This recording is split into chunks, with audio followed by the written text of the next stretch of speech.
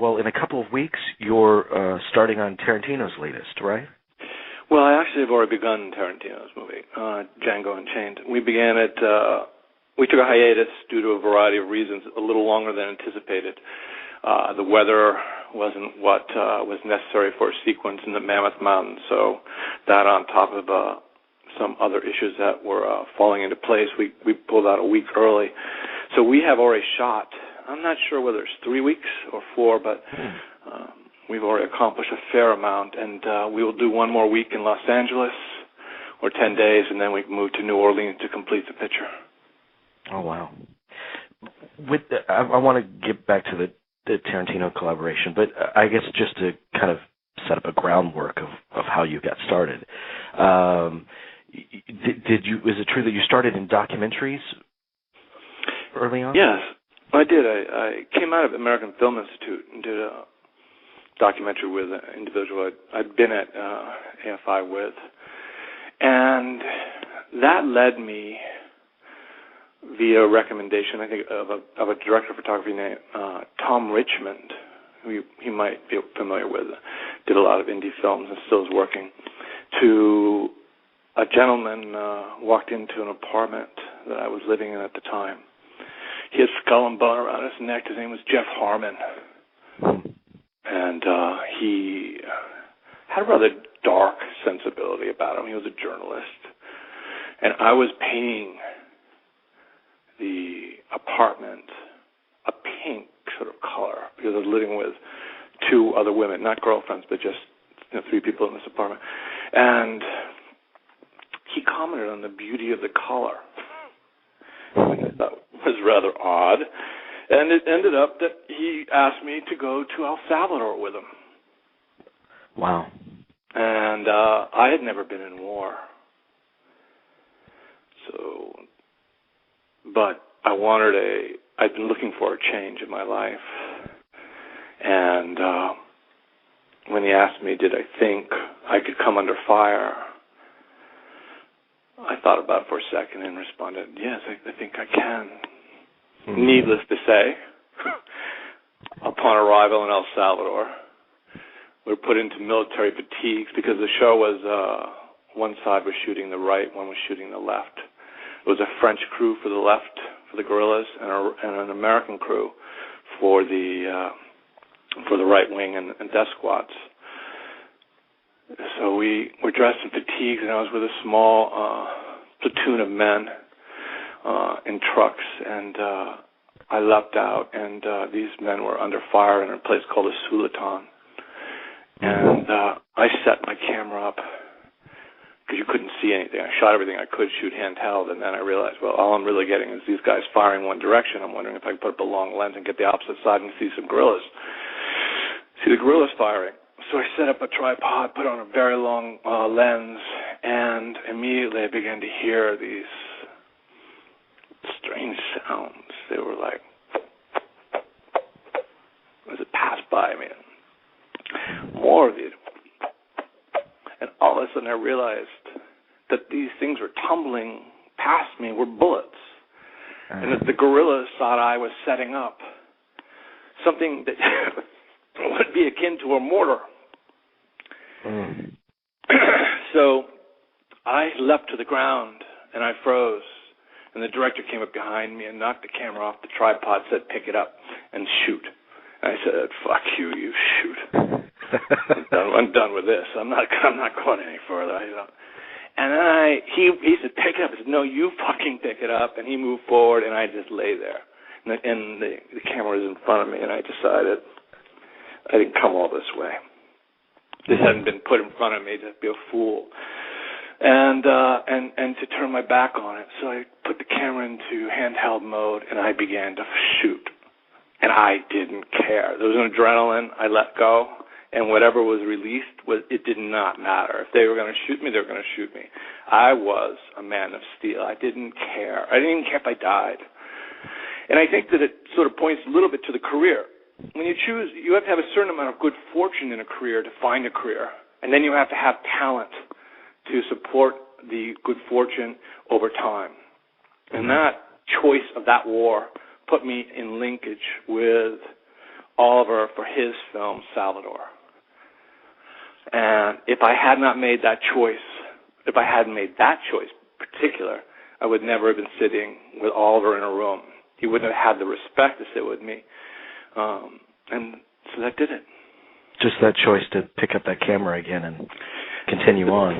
The first choice was to take, for one director of photography, not that was a friend, made the choice he did not want to go to war. Mm-hmm. Then that became it. He made a recommendation towards me.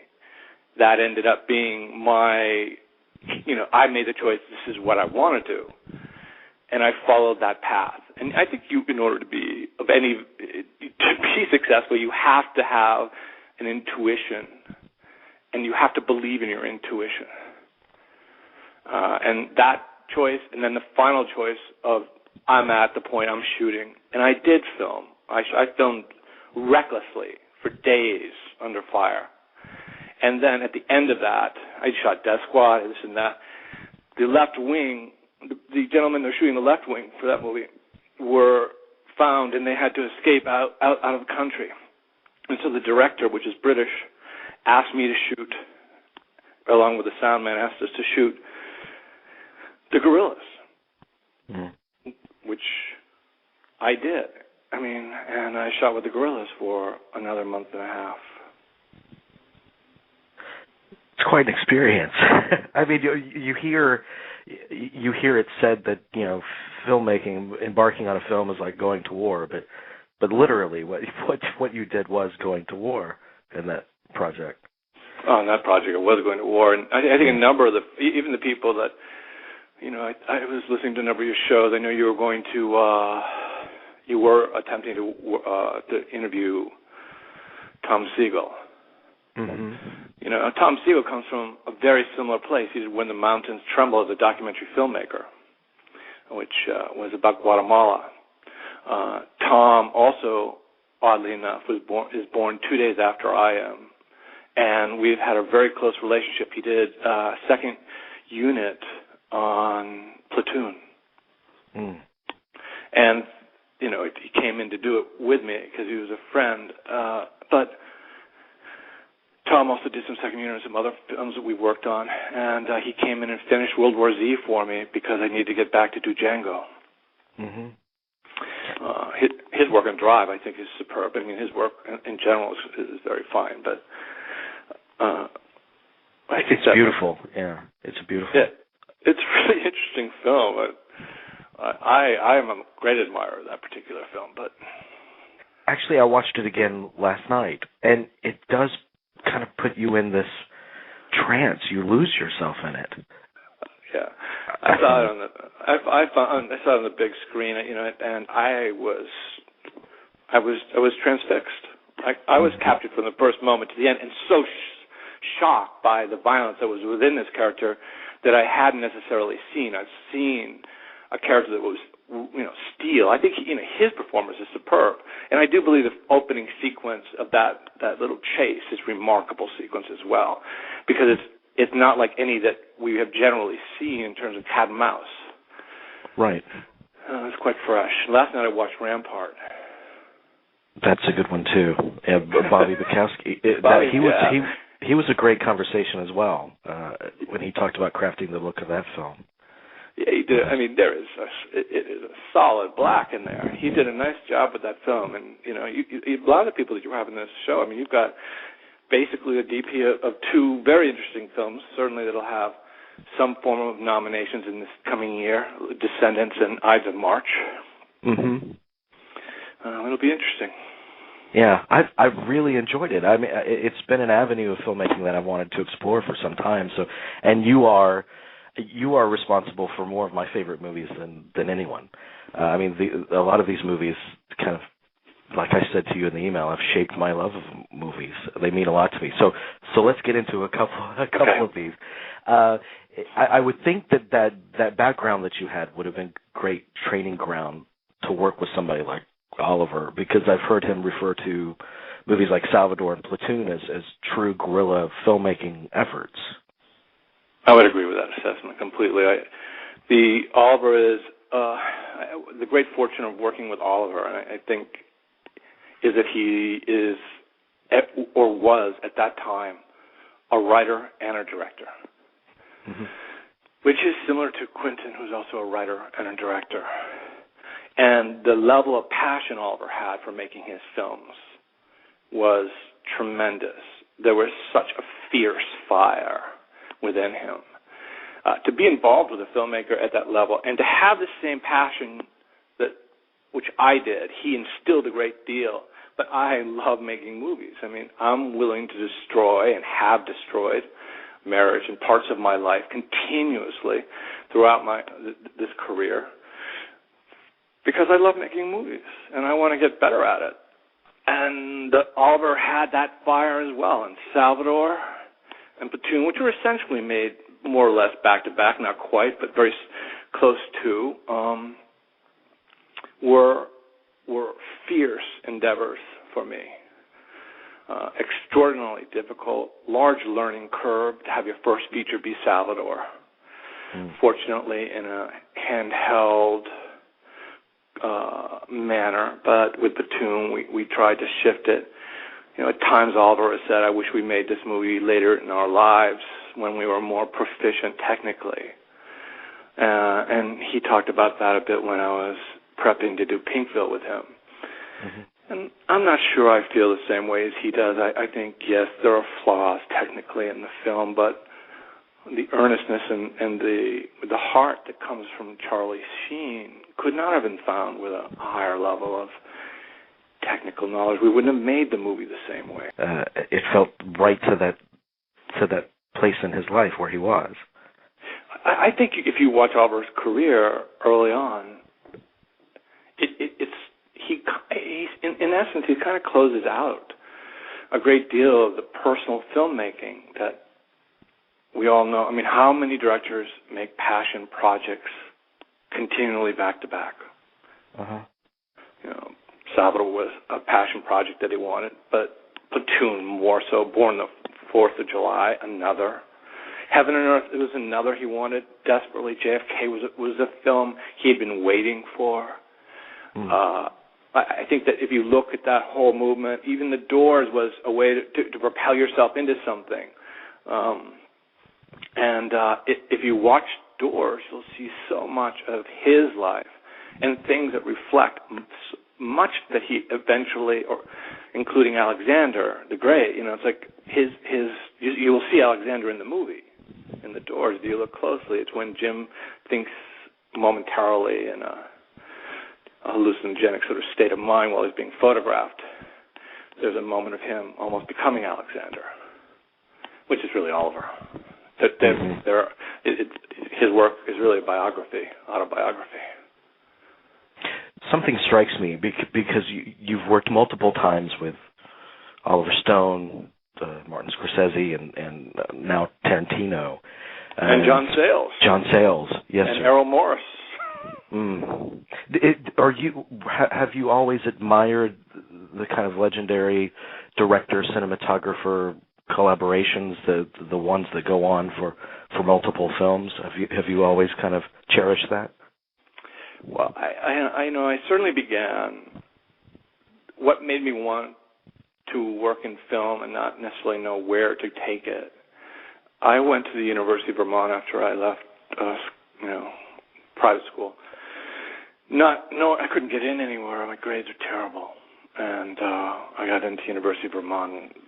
And if you know where University of Vermont is, you know that if you take oceanography as your major, you probably aren't thinking about what you really want to do in your life. But in that opening few weeks, they had film series playing, and Bergman was playing every day, or once every week. I don't remember how it was. It feels in my mind that it's every day. But so I would watch his films, and of course that is a collaboration of substantial proportions. One of the key, and Bergman's certainly the most influential at that time for me. Later Bertolucci collaboration with Storaro, which I would say is the source of so much of what I I admire deeply in work. I mean, I think anyone who creates The Conformist in 1900 and with, I mean, there's so many in between, Last Tango in Paris, et cetera, but you end with, The Last Emperor. Hello. And what a work of art that is. I mean, that's everyone at the very height of their powers. Yeah. But also, like a great rock and roll band, they're at the height of breaking everything apart because of egos.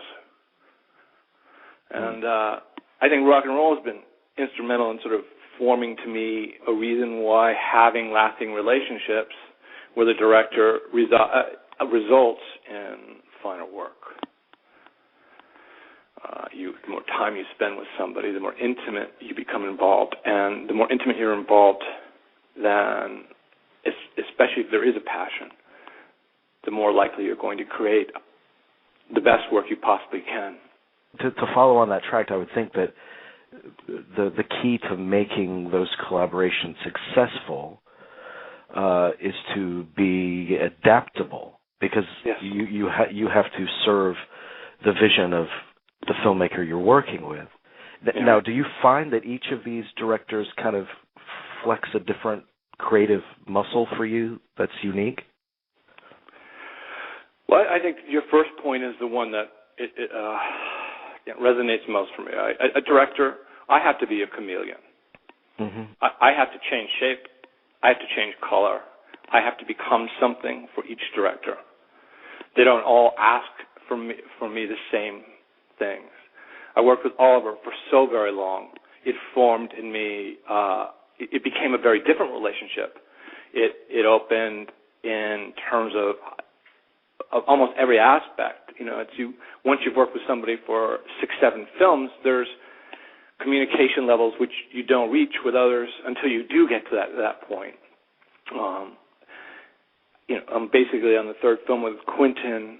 That collaboration is a fundamental collaboration with a man who is as passionate as any I think probably the most passionate filmmaker, because every single job he does is one that he wants to make. He's written. It isn't another choice. He couldn't make other things. This is what he wants to make. Yeah. And yes, they do. They do flex different muscles. And I change for them. I would say that Quentin and Marty, essentially not on Casino with Marty, I went in having worked primarily with Oliver, and I'd done some work with John Sayles. And when I went into that film, they had created a great deal of it prior. Marty wasn't in Vegas at the time. He was in California completing the script. And so I asked the producers and the AD whether I could put together some ideas I had for shots. And they said, certainly. And I put together ideas for shots, as I'd done with Oliver. There's things you throw away, you take. It doesn't matter what they are, but I did about 10 or 12 pages of notes, and I shipped it off. And then I was called into the producer's office, and I was told that Marty was going to call. And it was an ominous Marty's going to call. And Marty got on the phone, and I was almost silent, of course. And he said, Bob, I appreciate that you took the time to put notes down. I haven't read it, nor am I going to read it. I do every shot in the movie. I'm not saying I don't appreciate what you've done. I'm just saying, please be aware that I will give you every shot in this film when I have a script that I feel is ready. End of story.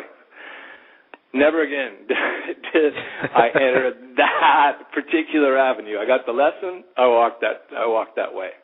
Excellent lesson. Now with Oliver, I had a different relationship by that point. I would take the script and I would notate the entire script from beginning to end. Even Salvador, I would put my entire shot list together with drawings, or little ghost-like figures for shots, and attitudes towards how to film it. Oliver would read it and either accept or throw away, and he said, "This is stupid, Bob. No, this is a nice idea. Let me refine it." That type of thing. And we began, because he was also learning as a director, learning how to be a director visually, and we grew simultaneously, and it allowed for that. Oliver is in many ways a brother to me. He's an older brother that's quite demonstrative at times, but extraordinarily bright. And I think that also is one thing. It's all the people I've been involved with are extraordinarily bright men in the group you're talking about. Yeah. Well, and I hear, speaking of storyboards, I hear that Scorsese, he's the best at it. I mean, no one kind of maps out a film in storyboard form like he does. Is that a great gift to you as the cinematographer, those storyboards? Yeah, it's remarkable. I mean, you essentially know what you're doing. In Casino, he would map things to music too, like how long you're going to be on. If it says a crane shot or whatever, you're here for this beat, you have to be over here for this beat. You have to be over here for this beat, and you need to be here on this word. Okay, and then go do it, and call me when you're ready. So the AD and myself would go down, and we'd rehearse the shot, and we'd come back and say, "Well, Marty, you have drawn it as if you're in a studio, but the ceiling is in our way." And he would reevaluate and say, "Okay, well, you can do this, do that, do this." And he, because he always draws as if there's complete freedom. His mind is not limited to, I'm going to be in this room. He doesn't know where he's going to be, so he creates a movement that is not about a place. Quentin creates almost everything that he writes in a shot down. That shot is going to be shot in that manner, no matter what it takes to achieve it. If that means you're building a set to achieve the shot, you're building a set to achieve the shot.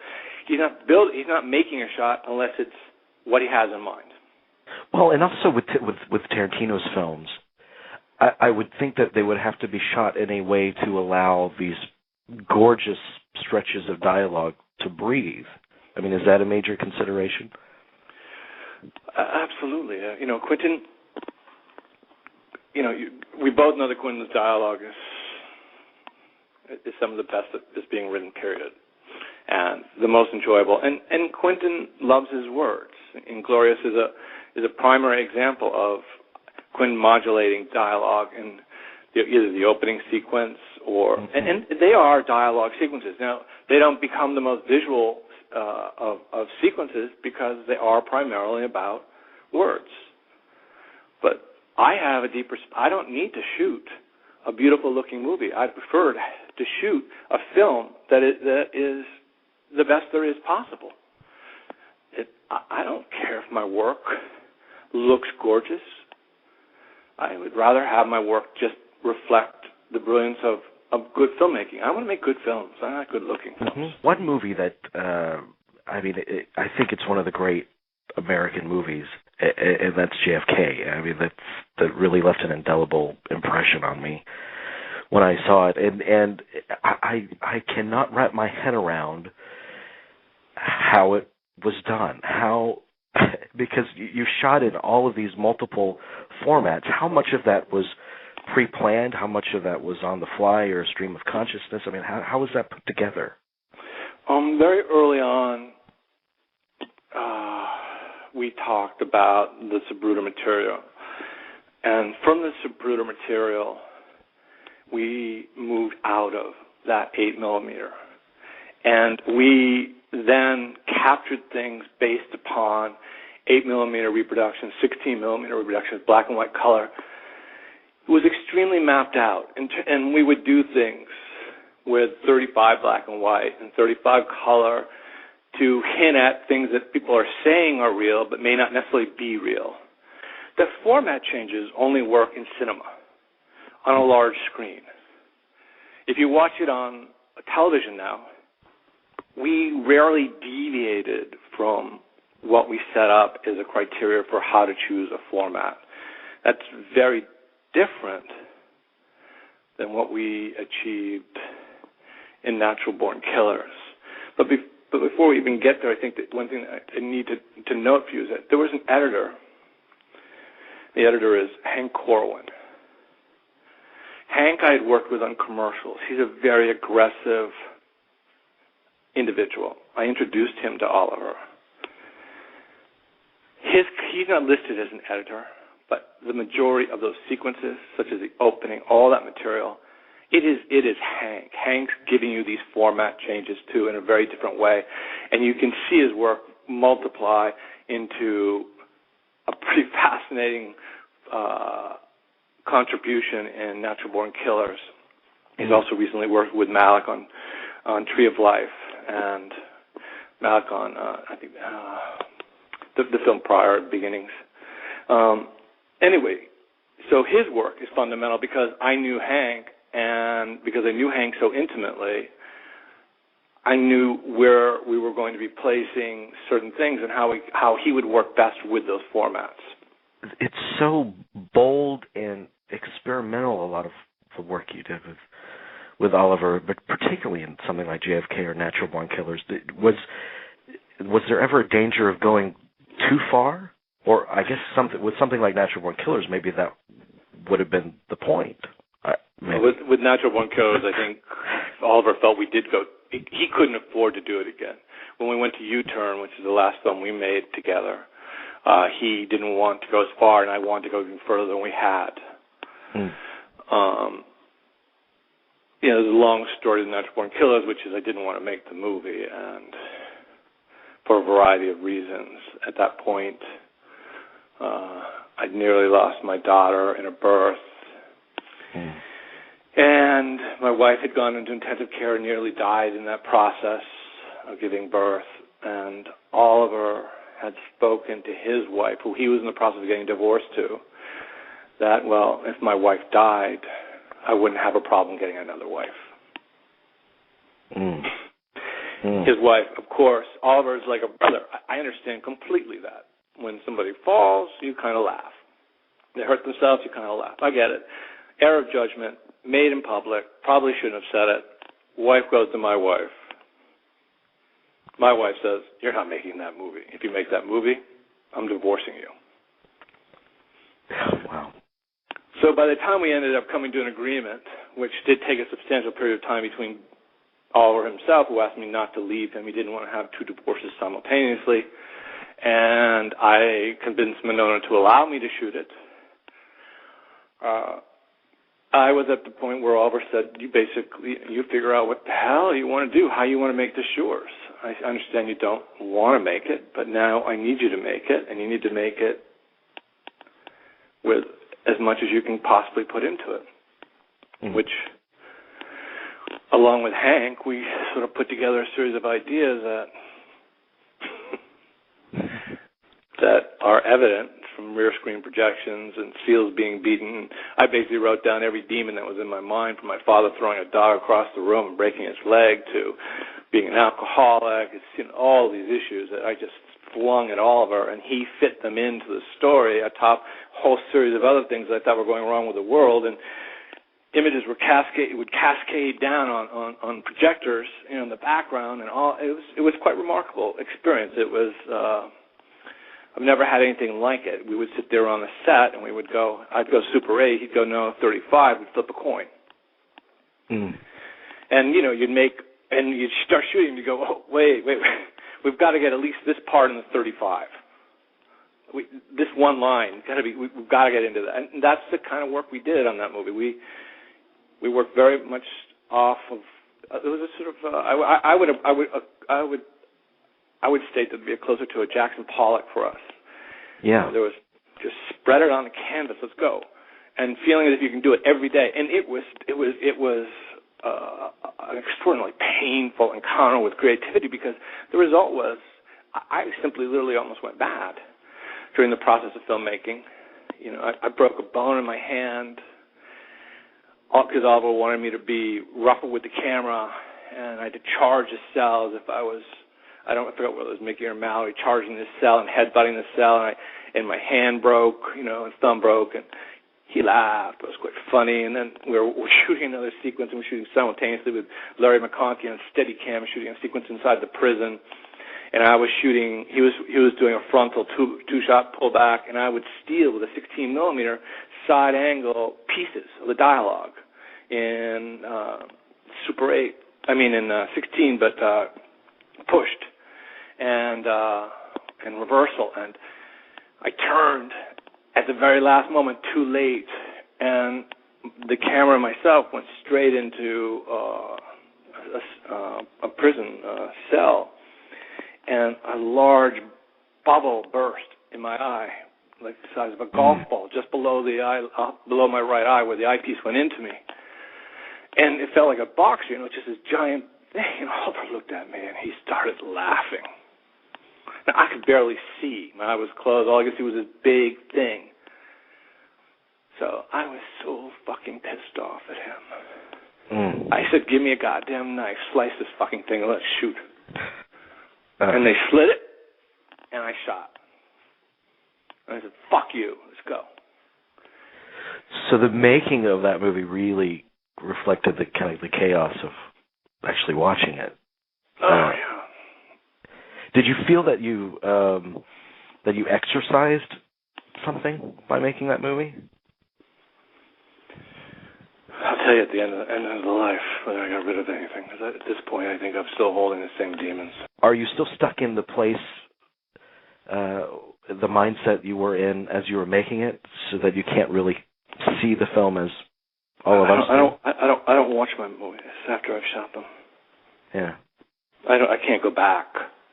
I mean, I'll go back if, like, I went back to see Snow Falling on Cedars, and with AFI, and I just can't watch it. And I remember sitting there going, I can't look at this. I gotta get out of the room, because all I can see are my faults. I'm not recollecting moments. I'm just looking at how poor my work is, and that is an extraordinarily uncomfortable thing for me.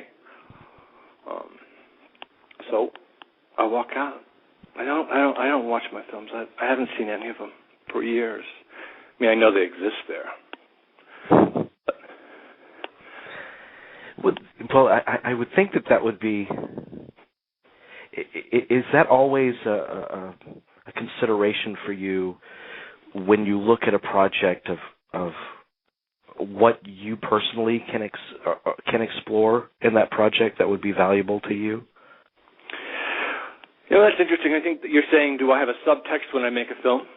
Sure, yeah. When I make commercials, when I would direct commercials, not shoot them, I would put a subtext on them. They would mean something else to me rather than exactly what was being sold. Didn't matter whether I was selling cars or a global network system. I would make a subtext out of it that was telling something I wanted to tell and placing it within the images. In features, I don't do that because the subtext would imply that what I am doing is I'm shooting a film for me. I'm not shooting a film for me. I'm shooting a film for somebody else. So subtext would be inappropriate to me. I've never done that on a film. The closest I've done that on is Natural Born Killers, but in that particular case, Oliver gave me the liberty to be able to add things to the process. It did not change the script.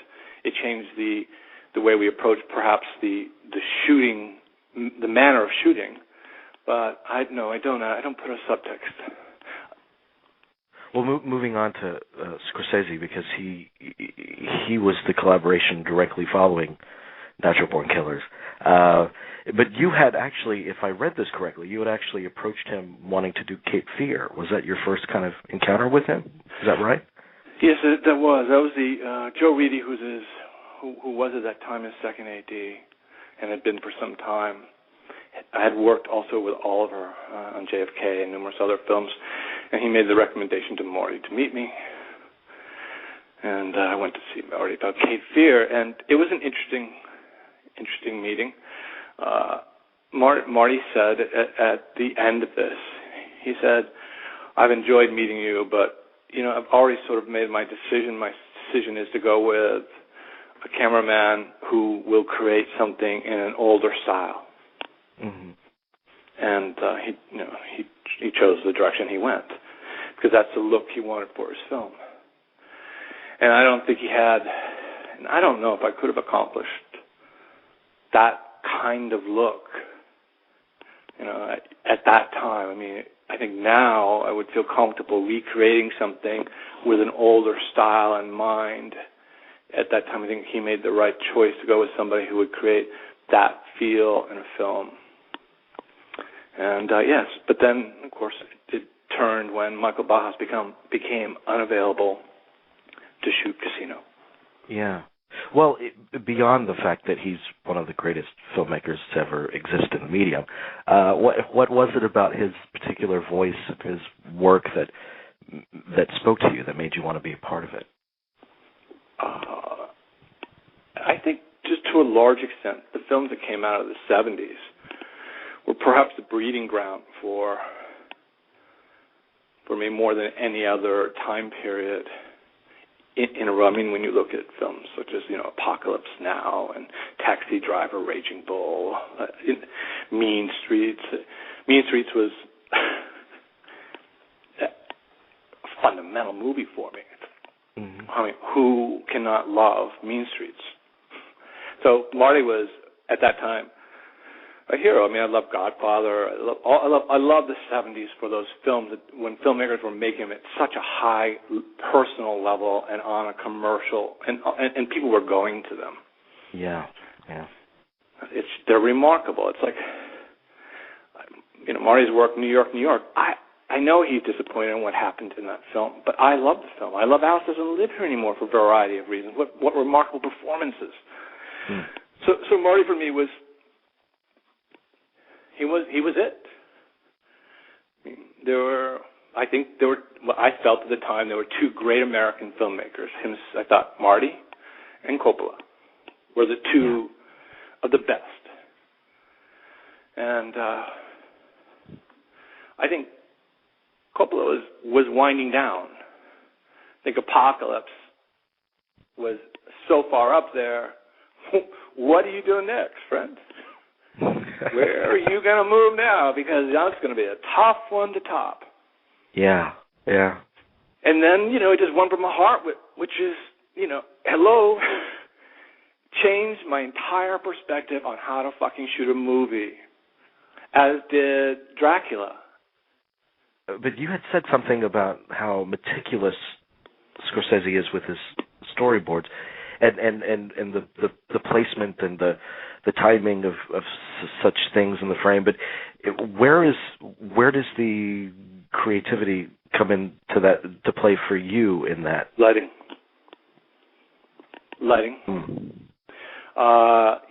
It was an entire flip for me. It was the first time I wasn't involved in any shot at all. I operate every show. It was the most that I've ever done.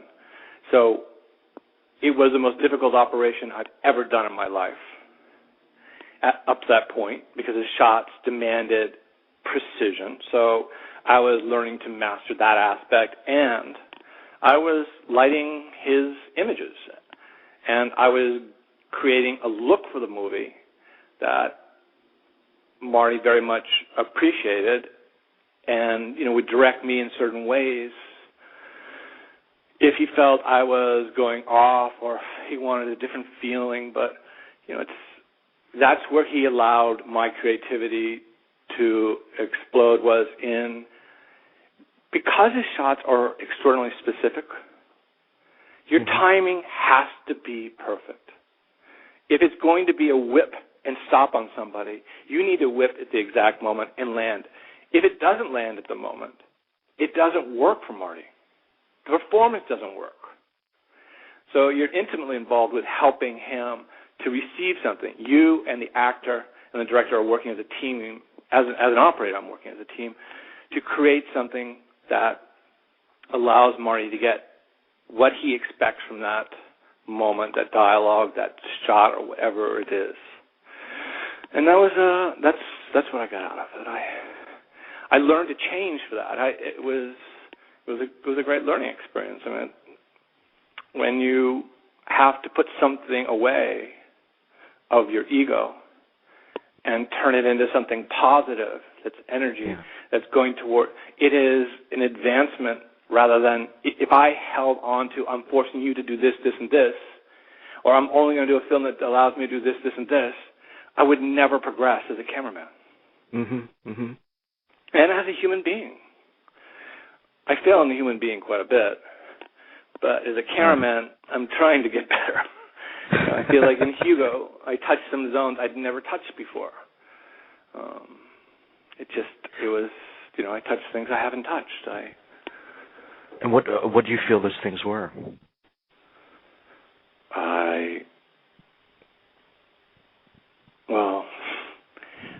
I think it's one of the most generous visual images I've yet put on a screen. Mm-hmm. In 3D. I can't imagine watching this movie in 2D. I don't understand. I just can't get there. I have only seen parts of it in 2D. I have no interest in seeing it in 2D right now. I dread having to look at the Academy screeners that came out with it. But I believe that there are things that happen in that movie that I haven't been able to accomplish prior to this, and that has a great deal to do with, of course, the 3 dimensions that the 2 cameras have, and there's a sensitivity to actors, which is remarkable. There are some images in there which I've never felt I've had the opportunity to shoot before. It's in combination of course, working with remarkable production design. Yes. And Sandy's work. I mean, I felt that everybody was so high in their game. A little bit what I mentioned with The Last Emperor, that the film has something that only comes when you're at that place, and everybody's at the place, and everybody's working hard to keep it at that place. With Hugo, it was the 3D is such an essential component. I mean, it's in the DNA of the very story of right. the film. What were the challenges unique to 3D for you? Almost every aspect of it was a challenge. Everything, yeah. It was square one for all of us, but that square was a beautiful square to be standing on. To be able to sit and line every shot up with a monitor in 3D, and to think about what you want your emphasis to be upon. Mm-hmm. Your choice of lens, in terms of your depth of field, and then in terms of the items you're placing before or after, and then the lighting in terms of what it takes your eye to or away from, how you flatten an image, how you broaden an image. It was a very large canvas to work within, and it took a great deal of study and precision to find those so many of those images. It was not, I've shot films where a natural beauty can be found if you shoot with the right light, for example, in snow falling and cedars. So much can look beautiful because you're shooting when it's meant to be shot. You're shooting it in the proper way. You're using softer light, backlight, this, that. It can be so beautiful, yes, but this was all had to be created in a place, on a stage, and not using something to give me. It was mostly creation, mm-hmm.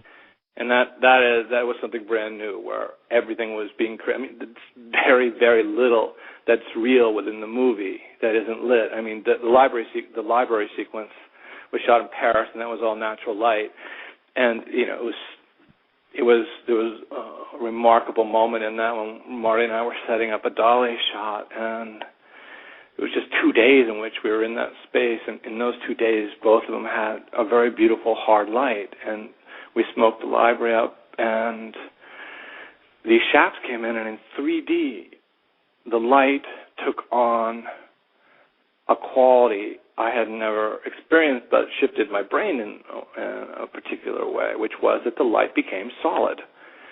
It was a square of light. It was a physical thing. You felt you could walk up the light out the window. And then it made me reevaluate the position I am in this world and the physical nature of actual light and electrons, and neutrons, and et cetera, just coming to an understanding what is light made of, what makes it physical. Yeah. What we don't see takes on a physical. Anyway, it was a remarkable experience, the film. Would that be a format that you're anxious to return to, or is it all dependent upon how it can be used for the particular project you're telling? I think that if you're out there to do Pirates of the Caribbean and you're shooting a 2D film and you're throwing it on as I got to do it for the box office, I wouldn't be as intrigued with that concept. This film was made. It's like when we did the Rolling Stones, there was talk of putting it in an IMAX. And I just remember looking at Marty and going, how do you do that? I mean, I know that everybody loves, for example, you see Batman and you go, well, I want to go see it in IMAX. Well, the film wasn't made for IMAX, folks. It's cut a different way. You're going to have a hard time experiencing the film on an IMAX screen if it's not cut separately for IMAX. Because IMAX as a form is asking you to move another way. It's asking you to adjust your head another way. It's asking you how to focus upon something. And it needs to be cut for that. If you just throw it up there, you're bound to have some success and some limitations. It's bound to be, when you look at the 2D versus the 3D of Hugo, it's bound to have some success and some lack of success because Marty cut it as a 3D movie, which means the pacing was slowed or changed. Whatever he did, which I don't know, but there was a change for him in how the performances, how he held shots, and that's a part of the 3D. Well, and another aspect of Hugo, and you could say The Aviator, and many of his films. I mean, I'm thinking of New York too, that you mentioned. It is a part of is movie love. I mean, a love of movie history that comes forth in each of these films. So I would imagine that when you go to work with him or Tarantino for that matter, that you kind of immerse yourself in a catalog of films that you can reference. Absolutely. I think in this particular case with Méliès is your second half of the movie, which how all of Marty's passions are being given to us, and his love of cinema. And I do believe that in many ways it's a film, for very personal reasons, I'd love to see recognized this year as the best picture, so that in some way it has a longer life, so that more people will, because the one message, there's two messages within the film I have a particular joy of, but of course the central one is that his love of cinema is etched onto that movie. And the magic that he talks about, which he may talk about too much, I don't know. I mean, but it is that magic, that love. Why did we love Wizard of Oz when we were younger? Why did we love this? We love that. I think this film is about the love of cinema, and we need to recognize and love cinema. We need to hold on it for a long time, and we also need to recognize that there's a love for cinema at a time period when you're not ordinarily supposed to love that cinema. What he did for that early pioneering work leapt it out of the screen into the present. That's a remarkable achievement, and one that hopefully will influence numerous people in the future to go back and not be afraid of looking at, whether it be Sugarland Express. I mean, how many people would want to look at Spielberg's early work? They don't remember his early work. Some people have never seen it. If I ask a lot of young filmmakers, I go, all right, when's the last time any of you sat down in a room and watch 1900, let alone go back and talk about, Exile, or talk about a film, from Orson Welles. I mean, it doesn't really matter. It's like, how many watch older films? So many people don't spend the time. They'd rather just pull up and go the Rise of the Planet of the Apes, and this is, which I did like, by the way, but, I think that we have a tendency to only know what we're inside of right now, and not a lot of people beyond cinephiles go back and respect the work of, whether it be Roma or early Fellini work, 8.5. I mean, how many people actually look at 8.5 now? And it hurts me. It hurts me because anytime I discuss an older film, whether a lot of times on our show or things that I post or in personal conversation, I'll usually hear, well, that was before I was born. But it drives me insane because I pull out, just like you said, 8.5. I watch Last Tango in Paris. I watch Cries and Whispers. Those are essential viewing for me every year. I mean, I'm constantly returning to them. Well, and, I mean, for me, it's like, I think of Battle of Algiers, Magnificent Amber Scenes, Citizen Kane, of course, Lady from Shanghai, Touch of Evil. I can go through all that with Orson Welles, even F for Fake. I can go, you take me down Bertolucci's road, I can walk down Bertolucci forever. I can walk all the way down, so many different paths. And, of course, people are going to go, Pontecuervo? Who the fuck is Pontecuervo? He must be some Italian filmmaker. Battle of Algiers, like, who did the score of Battle of Algiers? And, of course, with Quentin, I walk into things I've never walked into before. Yeah. Corbucci. Now, all right, I know Fistful of Dollars, I know this whole series of movies. Of course, you're aware of everything Eastwood did in that time period. But Corbucci, Django, I did Django, but I don't remember Django. Now I have an entirely different appreciation. We watch Django and Great Silence. And I was floored at how brilliant both of those movies, but particularly for me, Great Silence. I don't know, it's just a remarkable achievement. Yeah. It just, for me, it was like a revelation because, of course, I'd seen them with him before, but on this film, I watched them, and he put them up on a screen in his house.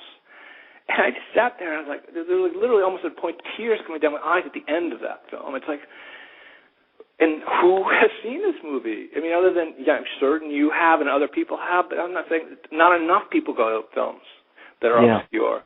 So, but again, the point of all that was we have to keep cinema alive, and anything that talks about the love of cinema, I'm all for, and I want to recognize it personally for that very reason. I want people to love cinema, and I want them to love cinema that's old, so that they can work their way up. I think we're missing something in the culture without that. I mean, things are so kind of disposable now. Right. But what really encourages me about Hugo is that this is a film that is appropriate to families, to kids, and who knows what child could be watching this and their life can be changed and enriched in a way that.